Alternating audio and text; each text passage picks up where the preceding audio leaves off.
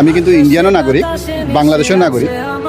তো আমি খবর পাইছি যে এরকম ভাঙচুর হইতেছে, ইন্ডিয়া থেকে ফোন আইতেছে। তো আমি এখানে আসিয়া দেখছি যে না, কোনো কিছু হই নাই। এই ভাইগুলা কিন্তু মন্দিরের অনেক যত্ন নিতেছে।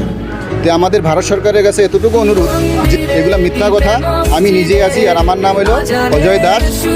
আমার সমষ্টি হলো বরসালা সমষ্টি, ঢেকিয়াজুলি থানা, হবিগঞ্জ ডিস্ট্রিক্ট। আমি যেটা দেখেছি সেটা হলো প্রথম দিন একজন এই ইসলামী আন্দোলনের একজন কর্মী গভীর রাত পর্যন্ত এখানে বসেছিল, পাহারা দিয়েছে প্রথম দিন।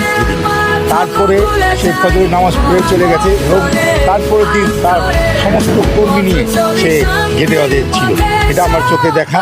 এবং কালকেও আমি দেখেছি যে ছোট ছোট ইসলামী আন্দোলনের যে ছোট ছোট বাচ্চারা, তারা পর্যন্ত কালকে রাত জেগে আছে। আমরা যখন দেখি আমাদের পবিত্র মন্দির ঢাকেশ্বরী মন্দিরের সামনে আমাদের মুসলমান ভাইয়েরা উপস্থিত, তখন আমার মনটা ভরে যায়। তখন ভাবি যে এই বাংলাদেশ